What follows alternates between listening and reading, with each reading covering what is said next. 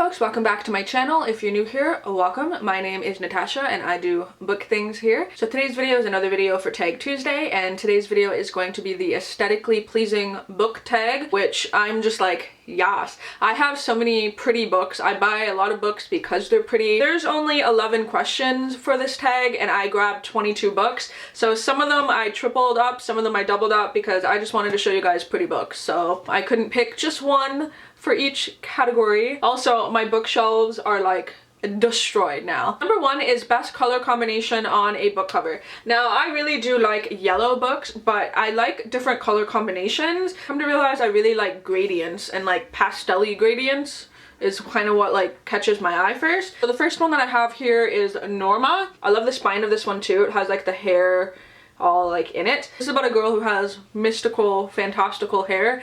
This is one that I picked up on my honeymoon. I have yet to read this. I'm kind of like savoring my honeymoon reads for all throughout like the year. So a lot of the books that I show you will actually fit into a lot of the categories. So I love the gradient, I love the font, I love the spine of that one. So the next one of the same category is Places No One Knows. I love the gradient pink to that kind of like peachy color. I think this is gorgeous. I love the font. I love the spine. You see a pattern here. And then the last one is sort of almost matches this one in like the color combinations. Just that sort of like sunsetty, lilac-y purple into peach. The spine as well is gorgeous. So the second question is best font on a book cover. I do have a couple different answers for that. I am a sucker for typography and very like specific ones, and there's a lot in here that I picked in my other stack of books that I'm going to tell you guys later on that I like the font of this, I like the font of this. One of my favorite fonts though, it sort of mimics the font that I use on my channel header, if you guys aren't familiar. That is this sort of like messy brushstroke kind of font that you see on this edition of Stephen King's. They all match this. The other one that I love obviously is this one. It's slightly different from that font, but it's still that sort of like brushstroke feathering at the end of the letters, and then you know all the spines match as well. The ones that I have here. I do have a third favorite Stephen King edition, which I am patiently waiting on Amazon to deliver me my books. I want them really bad, but it's basically the hotter paperback 2007 editions. I'll pop up a picture here if I remember to. I will talk about them in like a Stephen King Sunday, but they are some of my favorite editions as well. And I love the font for those. The other font that I really like, if it's not brushstroke, is like kind of like inky script font. I don't know how else to describe that. You can see that here though on the Improbability of Love. I like it when it looks like it was done with almost like an inky brush pen, kind of like calligraphy style. I really like that font, and I like this cover, and I like that spine. Oh my god. Putting my shelves back together is gonna be a freaking nightmare. Number 3 is the best simple cover. The first one that I thought of, I have 3 here, but the first one that I thought of was The Goldfinch by Donna Tartt. I feel like this cover so perfectly explains the density that is like this book and this story.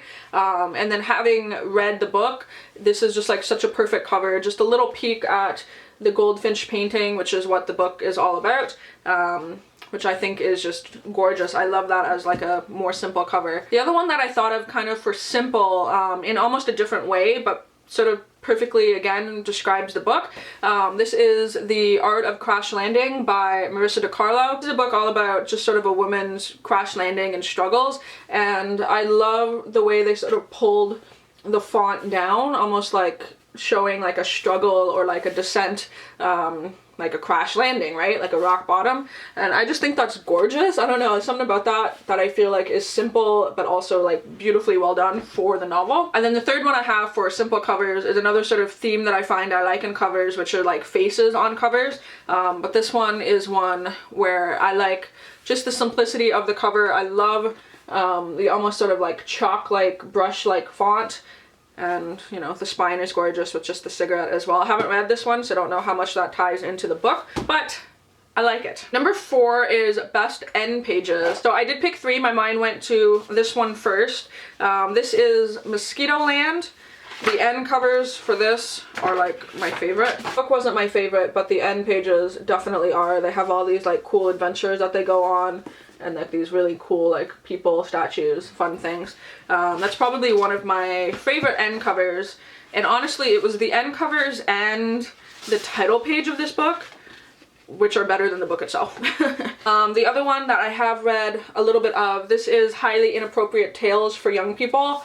This one's really cool in that the beginning has these band-aids, which I love the art style of that, and then the end have these like bloodied band-aids, which I think is kind of funny. And then I do like more classic looking ones that just suit the book right. And I feel like not a lot of adult books have fun end pages, but more middle grade books do. But I really do like this sort of like purple, whatever that pattern's called, in Furthermore, which is also a beautiful cover. Oh my god, it's gorgeous. Like all the like, I don't know, complexity of that. I love this. This is stunning. That's just another beautiful book in itself. So number 5 is Best Map. And to be honest, I don't read a lot of books that have maps, or I don't have a lot of books that I've read thus far that have maps. So the only one that I could really think of is The Little Paris Bookshop. Is a book I love because of the color and the font and the spine. So really any of these are some of my like favorite books aesthetically. So this does have a map of France on the inside and Paris down to where they end up on the end of the book. And this is just a really personal book to me because this is the one that I got in Paris from the Little Paris Bookshop. So yeah, that's one of my favorite maps. I just love that book so much. So number 6 is Best Naked Hardback. And again, I really only have one for this one, and that is Stephen King's Lissy's Story. I think I mentioned this when I hauled this, I believe. So basically when you take that cover off, it shows the world described in the book, which is really interesting. But one thing I just love is like it doesn't have Stephen King, it doesn't even have the name of the book like on the edge, like it is just this, which I think is stunning. I don't know, something about that, I just think that's the most beautiful little surprise underneath the cover. Number 7 is Best Back Cover, and I was trying to think, I was like, I don't really know like what back cover that I really like, or like I even pay attention to back covers, and then I went, wait a second.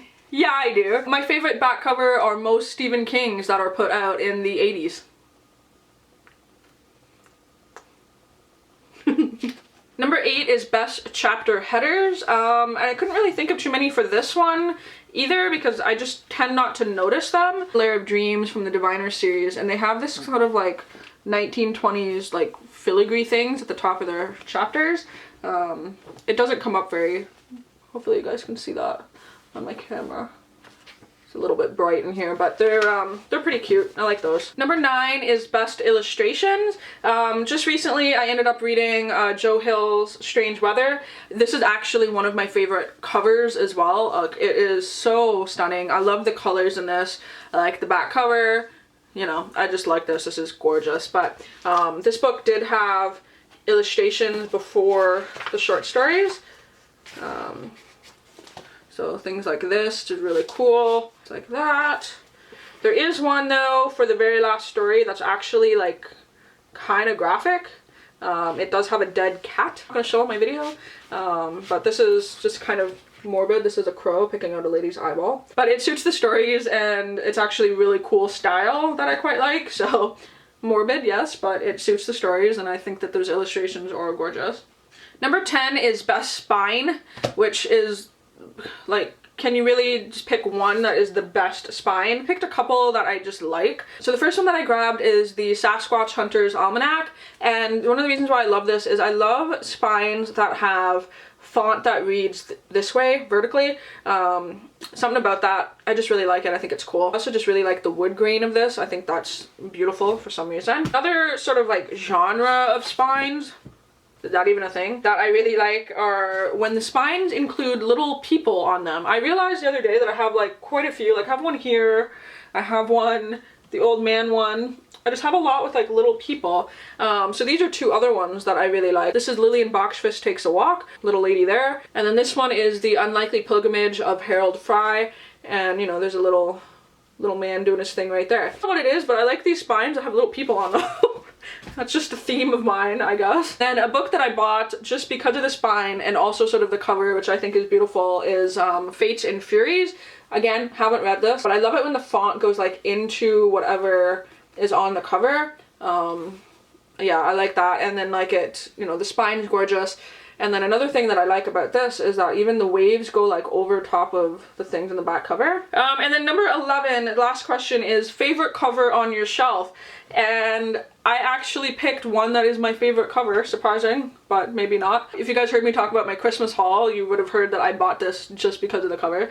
My favorite cover, probably of all time thus far, is My Best Friend's Exorcism by Grady Hendrix. This is just made to look like an 80s VHS, and like all ways on like each side, which I think is the coolest thing. I just love this lady, you know, I just love that it says, you know, like VHS, so it's meant to look like that, and it just looks so 80s and amazing, and I love it. It's my favorite cover. A lot of the books on my shelves I love with like all my heart. I think they're beautiful, but this one just makes me laugh the most, so I picked this one. Yeah, so I do hope you guys like this video. Some pretty books. I know my picks are a little bit more like off the wall than most people, and I definitely showed you guys a shit ton of books, but let me know down in the comments below if you agree with me about any of these. Sometimes when I just want to go look at pretty books, I will like Google this tag and just like watch random people that I haven't even subscribed to just do this tag just so that I can see pretty books. Yeah, I do hope you guys enjoy this, and until my next video, I will talk to all of you soon. Bye!